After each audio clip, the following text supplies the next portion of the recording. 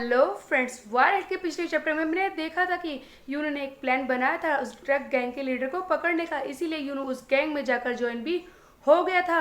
और इस चैप्टर की शुरुआत में हम देखते हैं कि यूनो इस जिन चैन बाय के साथ एक जगह पर आता है, ये बिल्डिंग, जहाँ पर यूनो पूछता है कि हम कहाँ पर आए हैं। तब जिन चैन बाय बताता है कि यही वो जगह है जहाँ पर हम सब रहते हैं। ये ट्राइफूनी क्रू के मेंबर्स की छुपने की जगह है और जबकि तुम इस क्रू में हो तो सबको तुम हाय कह सकते हो। यूनो सबको हाय कहता है और कहता है कि ये इतनी डिस्गस्टिंग जगह में रहते हैं और इनकी क्या हालत है, क्या ये ज़ॉम्बीज़ हैं? क्योंकि सामने खड़े लोग वो बहुत ही ज़्यादा बुरी हालत में थे।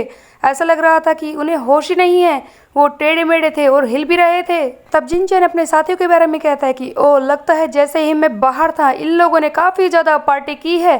तुम चिंता मत करो, ऐसा तो होता ही रहता है। वैसे भी इन सब चीज़ों की तुम्हें जल्दी ही आदत पड़ जाएगी। उधर यूनो इन सब को देखकर बहुत ही बुरा फील कर रहा था और इस जिनचैन के बारे में ये भी सोच रहा था कि ये यहाँ पर ड्रग्स के नशे में घूम रहे हैं और इन लोगों को किसी चीज़ की फिक्र नहीं है। और ये जिनचैन, इसे तो अपनी बहन की भी फिक्र नहीं है जो कि इसे ढूंढ रही है। जिनचैन यूनो से भी ड्रग्स लेने के लिए कहता है, लेकिन यूनो कहता है कि क्या क्रू के सभी मेंबर्स को ड्रग्स लेना जरूरी है? मैं इसे पास करना चाहता हूँ। तब जिनचैन कहता है कि देखो, अगर तुम नहीं चाहते तो कोई बात नहीं, बट मैं तुम्हें बता दूं आखिरकार तुम ये करने ही लगोगे। तुम्हें पता है ये सारे लोग यहाँ पर ड्रग्स के लिए ही ज्वाइन हुए हैं क्योंकि ड्रग्स बहुत ही ज़्यादा महंगी है और ये लोग ड्रग्स के एडिक्टेड हैं। जब ये इन्हें डिस्ट्रीब्यूट करते हैं तो इन्हें आसानी से ड्रग्स भी मिल जाती हैं। तब यूनो को समझ में आता है कि ये ड्रग के एडिक्टेड लोगों को इस क्रू में यूज़ करते हैं। उसके बाद सामने एक रूम दिखाई देता है जिसके बारे में ये जिनचैन बताता है कि हम इसके अंदर नहीं जा सकते, ये बॉस का रूम है, वही इसे यूज़ करते हैं। सिर्फ टीम लीडर ही इसके अंदर जा सकते हैं जबकि उन्हें बुलाया जा सके। तुम जैसे लोग इसके अंदर नहीं जा पाएंगे, समझे? यूनो को तो रास्ता मिल गया था, उसे तो चेक करना ही था। वो जल्दी से जाता है, उस रूम का दरवाजा खोलता है और सामने देखता है एक पर्सन बैठा होता है जिसके साथ दो लड़कियां भी हैं। ये दोनों भी ड्रग्स के नशे में हैं। उसके बाद यूनो सोचता है कि ओ, तो ये है इस गैंग का लीडर जो ड्रग्स को आगे बढ़ाता है। सामने मुनहो पार्क ही बैठा होता है जो इसे देखकर कहता है कि तुम्हारी हिम्मत कैसे हुई अंदर आने की। तब यूनो इसे सारी बात बता देता है कि ड्रॉप ऑफ टीम पर किसी ने अटैक किया था और मैंने ही इन सारे ड्रग्स को बचाया है।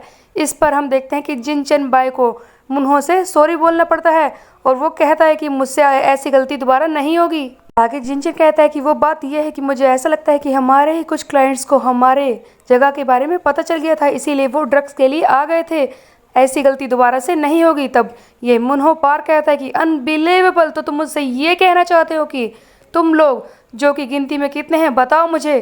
तब जिनचैन कहता है कि 10, तो 10 लोग वो नहीं कर पाए जो इस अकेले लड़के ने कर दिया, इसका मतलब तुम 10 लोग यूजलेस हो। मोनो पार्क सीधे यूनो के पास आता है और कहता है कि मुझे तुम पर डाउट हो रहा है, जिसने सामने से आकर हमारे क्रू में आकर काम करने के लिए कहा है, तो बताओ तू क्या करना चाहता है? इस पर यूनो कहता है कि ज़्यादा कुछ नहीं, कुछ बड़ा नहीं है, मुझे बस टीम लीडर बनना है। उसके बाद हमें एक और सीन देखते हैं जहाँ पर ये दोनों बाहर बैठे हैं। जिनचैन कह रहा है कि तुमने ये सारी बातें बॉस को क्यों बताई? हाँ, तुम इतने ज़्यादा एम्बिशियस हो, मुझे ये बात पता नहीं थी। तुमने मुझे क्यों नहीं बताया कि तुम टीम लीडर बनना चाहते हो?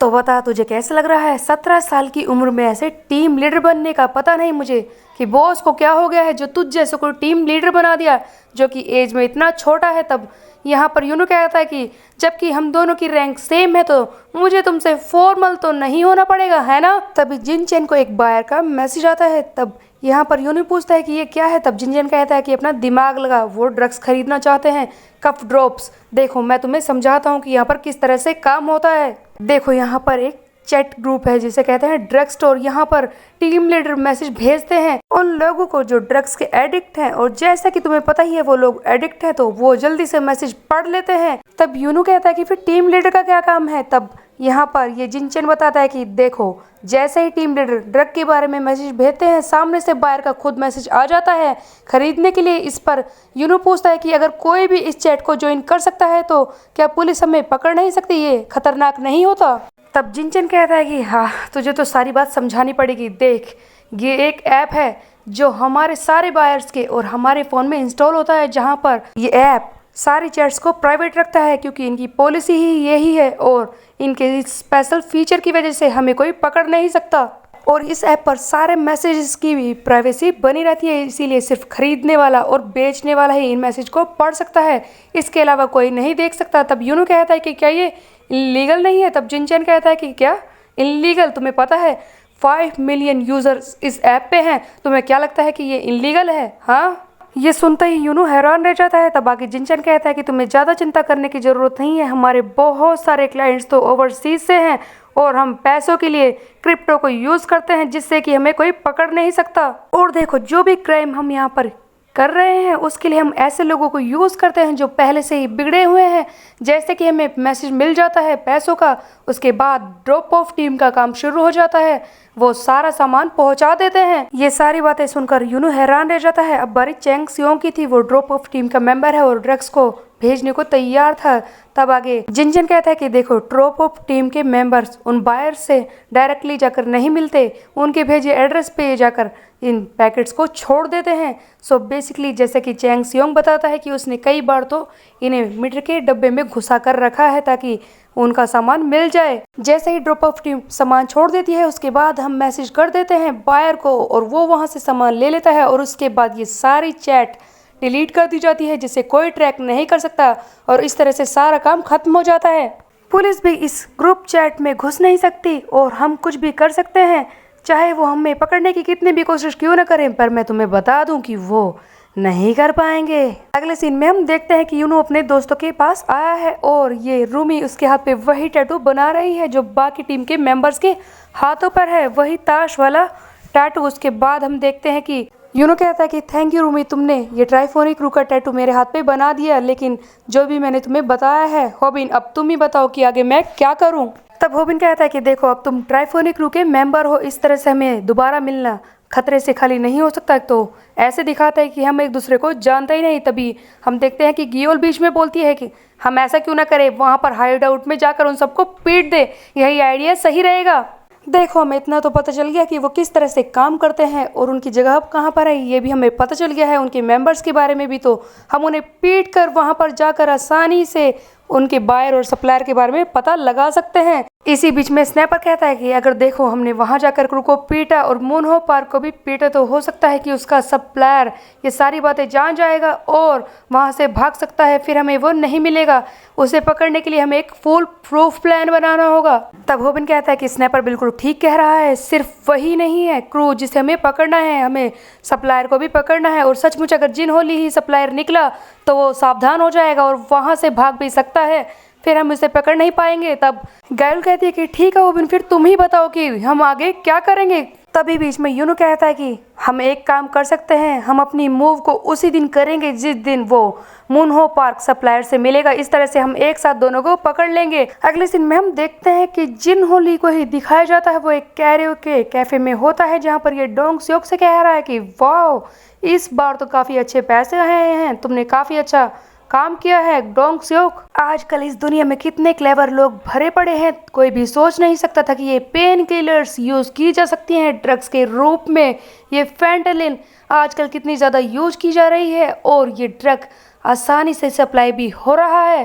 तुम्हें पता है डोंग स्योक, ड्रग डीलर्स क्या कहते हैं? टेक फेंटानिल अगर तुम अपनी लाइफ को रियून करना चाहते हो, और गिव फेंटानिल टू एवरीवन अगर तुम अपनी लाइफ को आगे बढ़ाना चाहते हो। उप्स डोंग स्योक, काफ़ी वक्त हो गया मुझे ऐसे बात करते हुए, चलो यहाँ से चलते हैं, हमारा बिजनेस का वक्त आ चुका है। तो बेसिकली जिन्हो का इतना ही सीन दिखाया जाता है, जहाँ पर ये क्लियर नहीं है कि इनका सप्लायर जिन्हो ही है। अगले सीन में हम देखते हैं कि यूनू अपनी टीम के पास वापस आता है। तभी हम देखते हैं कि जिनचैन और बाकी सब रास्ते में खड़े हैं एक जगह पर। तब यूनू कहता है कि हम सब यहाँ पर क्यों जमा हुए हैं। इस पर जिनचैन कहता है कि क्या तुम्हें पता नहीं है, आज हम बॉस से मिलने वाले हैं। क्या बॉस से मिलने वाले हैं यहाँ पर?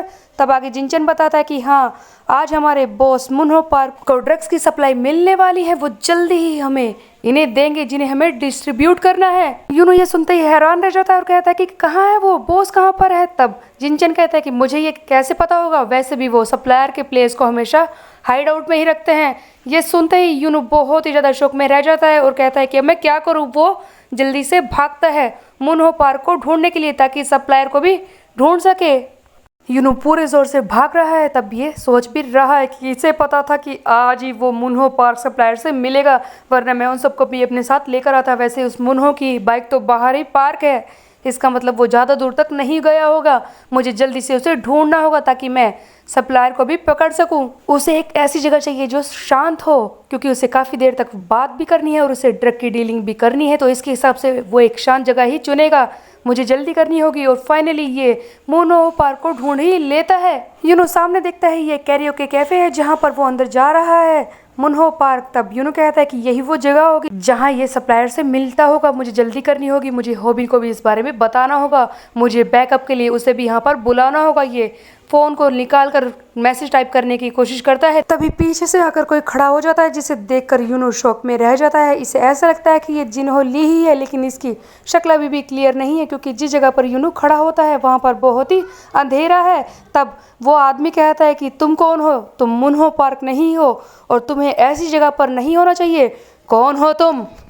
क्या हम एक दूसरे को जानते हैं? इस पर यूनो हैरान रह जाता है कि ये कौन है, इसकी शक्ल भी दिखाई नहीं दे रही, क्या जिन्हो है ये? लेकिन तभी पीछे से कोई आकर इसकी गर्दन पर मारता है।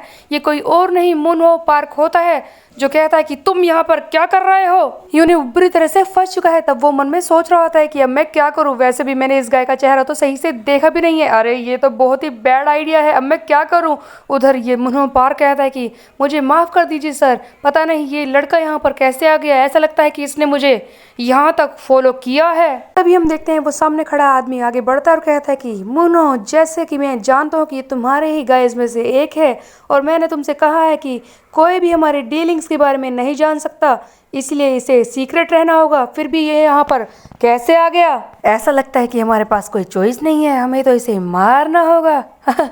मैं तो मजाक कर रहा था, इसे जाने दो, वैसे भी मैं जानता हूँ कि इसने तो मेरी शक्ल भी नहीं देखी। एंड उसके अलावा आज हम बिजनेस नहीं कर पाएंगे क्योंकि ये लड़का यहाँ पर है, तुम यहाँ से जा सकते हो मुन्हो पार्क इस गाय को लेकर। तभी वो गाय अंदर चला जाता है और यूनो इसकी शक्ल नहीं देख पाता।